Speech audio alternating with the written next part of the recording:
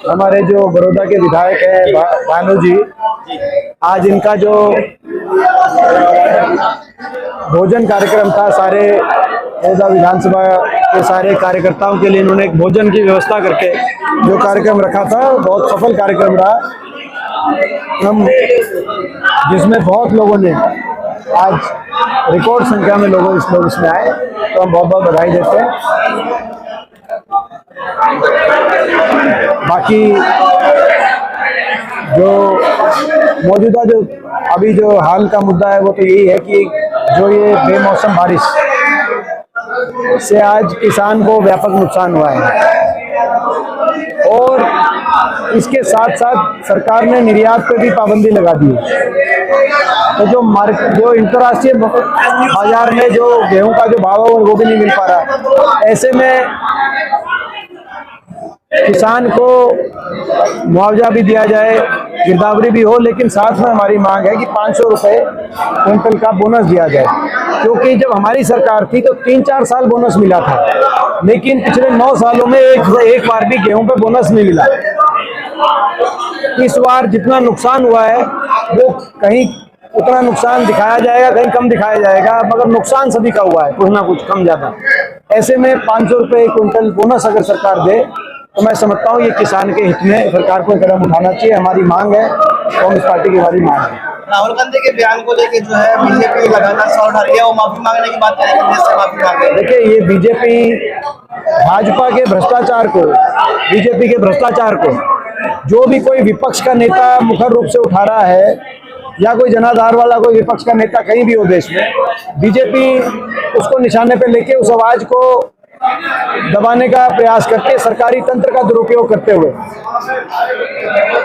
राहुल जी ने जो बात उठाई थी सदन में कि भाई एक अदानी नामक एक कंपनी का एक बहुत बड़ा घोटाला सामने आया है, उसकी निष्पक्ष जांच हो, राष्ट्र हित में कोई भ्रष्टाचार आए सामने तो उसकी निष्पक्ष जांच की मांग करना कोई अपराध नहीं है। उन्होंने उसकी मांग करी थी, लेकिन तुरंत उसके बाद बीजेपी ने पूरा अपना तंत्र और सरकारी तंत्र से कांग्रेस पार्टी को, राहुल गांधी जी को निशाने पे लिया। कभी कुछ बहाना लेके, कभी कुछ बहाना लेकर पहले कहा कि विदेशी धरती पे उन्होंने कहा, जबकि उन्होंने ऐसा कुछ नहीं कहा। फिर उन्होंने कहा कि डिस्क्वालिफिकेशन, फिर उन्होंने कहा कि ओबीसी के खिलाफ बोल रहे, जबकि ओबीसी के खिलाफ नहीं बोले। तो ये देश के सामने ना तो बाहर कुछ ऐसा कहा था, ना कोई ओबीसी के खिलाफ बोले थे, वो तो कुछ भ्रष्टाचारी उनके खिलाफ बोले थे। एक बात की भाषा और बात का भाव होता है, देश के लोग समझते हैं किस बात की क्या भावना है, क्या भाव है। उनका भाव भाजपा के भ्रष्टाचार को देश के सामने लाने का विपक्ष का एक जिम्मेदारी है राष्ट्र हित में, वो अपना उन्होंने बात कही थी। तो ये बड़ा दुर्भाग्य है, मगर कांग्रेस पार्टी की आवाज दबाई नहीं जा सकती, देश के विपक्ष की आवाज दबाई नहीं जा सकती, राहुल जी की आवाज दबाई नहीं जा सकती। दीपेंद्र जी, आज का जो भंडारा था वो रैली में परिवर्तित हो गया, क्या 2024 का ये संदेश? ये 2000 आज का जो खाने का प्रोग्राम था, हम आपसे भी इस बात के लिए हम आपसे क्षमा चाहते हैं, क्योंकि आप लोगों को भी काफी असुविधा का सामना करना पड़ा, और वो आप ही लोगों को नहीं, वो हम सबको भी असुविधा का सामना करना पड़ रहा है। आप देख रहे हैं, ये कहीं ना कहीं आयोजकों को या तो अंदाजा नहीं था कि ज्यादा जो है भीड़ ज्यादा आएगी, या कहीं ना कहीं जो है तो ये मगर इस बात का प्रतीक है कि लोग हरियाणा के अंदर लोग बदलाव चाहते हैं, लोगों ने मन बना लिया हरियाणा के अंदर। आपने आज देखा, ये वही गोवाना है जहां पे भाजपा की प्रदेश स्तरीय रैली थी, जिसमें केंद्रीय गृह मंत्री जी आ भी नहीं पाए थे। आज यही गोवाना के अंदर ऐसा जो कार्यक्रम हुआ है, आपने देखा, ये एक रैली का रूप ले गया।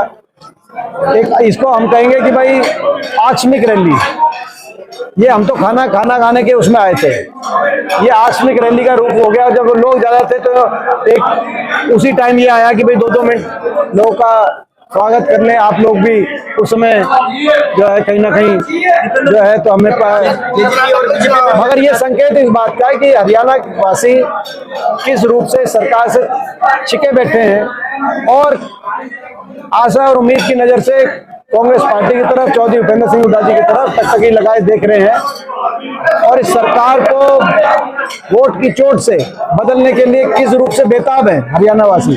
आज की ये जो प्रोग्राम था वो उस बात का प्रतीक आप मानते हैं। बीजेपी जेजेपी का गठबंधन है, दोनों अलग बयान देते हैं, हम अपनी तैयारी कर रहे हैं, वो अपनी तैयारी कर रहे हैं, क्या लगता है? देखिए, जेजेपी ने लोगों से विश्वासघात करके बीजेपी का समर्थन किया। जेजेपी दो बात कहती थी कि बीजेपी को करेंगे जमुना पार और 5100 पेंशन। लोगों को पता है कि ये इन दोनों में से कोई भी उनका की बात पे उन्होंने समझौता नहीं किया। इन्होंने लोगों से विश्वासघात करके भ्रष्टाचार का लाइसेंस लेने के लिए समझौता किया। पूरा प्रदेश जानता है और प्रदेश को अलग अलग महकमे इन्होंने बांटे गए और प्रदेश को लूटने का काम किया। 4 साल प्रदेश को बेरहमी से लूटा है जेजेपी के मंत्रियों ने और बीजेपी के मंत्रियों ने। आज भ्रष्टाचार का नंगा नाच पूरे देश में अगर किसी प्रदेश में चल रहा है तो हरियाणा के अंदर चल रहा है, खुले तौर पे। ऐसे में इस गठबंधन का जो अनैतिक गठबंधन है, जो बेईमानी का गठबंधन है, मैं इसको बेईमानी का गठबंधन करार करता हूँ। ये बेईमानी का गठबंधन है। लोग इस गठबंधन को नकार चुके हरियाणा के अंदर। तभी आपने देखा कि बीजेपी और जेजेपी से बहुत वरिष्ठ पदाधिकारी, वरिष्ठ नेता लगातार कांग्रेस पार्टी में शामिल हो रहे हैं और इस गठबंधन को नकारने का काम कर रहे हैं। दिग्विजय चौटाला का एक बयान सामने आया है। उन्होंने कहा कि 2019 में भाजपा या कांग्रेस का जो समर्थन हमें हासिल होना था वो हमारी 5 नीतियों के बल पे होना था, लेकिन कांग्रेसियों ने हमें नहीं अपनाया, उन नीतियों पे हमारा समर्थन नहीं किया, इसलिए हमने अमित शाह के साथ जाना। ये सब जानते हैं, कौन क्यों गया सब जानते हैं, ये मुझे बताने की जरूरत नहीं है। लेकिन आप ऐसे बताने की जरूरत नहीं है। सारी दुनिया जानती है कि अगर देश में किसी ने धोखा अपने मतदाता के साथ किया है तो ये जेजेपी पार्टी ने किया है। और जो है उस समय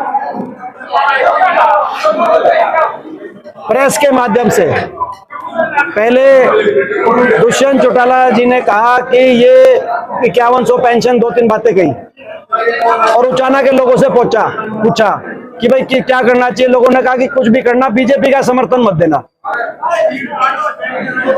तुरंत प्रेस के माध्यम से हुड्डा साहब ने और 31 विधायक दिल्ली में प्रेस वार्ता करके कि भाई ये सारी कंडीशन भी मंजूर है, और भी कोई हो तो और भी मंजूर है। हुड्डा साहब के शब्द थे कि भाई ये तो सारी मंजूरी है और हम तो 1 नवंबर से देंगे 5100 पेंशन।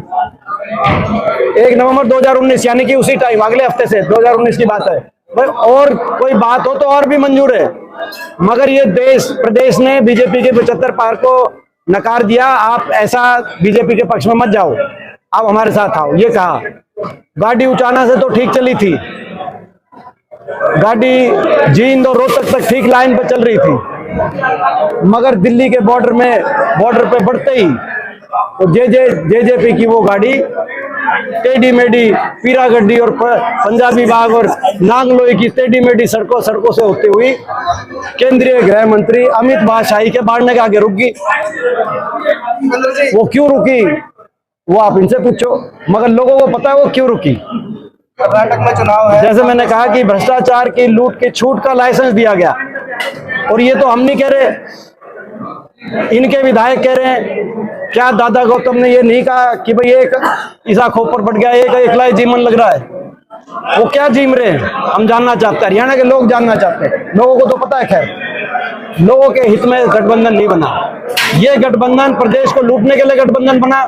4 साल तक प्रदेश का भट्टा बिठा दिया, बेरोजगारी में नंबर 1 पर हरियाणा को पहुंचा दिया, और इसीलिए हरियाणा की जनता आने वाले समय में वोट की चोट से इस गठबंधन को नकारने का काम करेगी। कर्नाटक चुनाव मानते हैं कांग्रेस पार्टी के लिए, कर्नाटक में जीत रहे हम, अहम चुनाव है और कांग्रेस पार्टी बड़ी बहुमत से कर्नाटक जीतने जा रही है।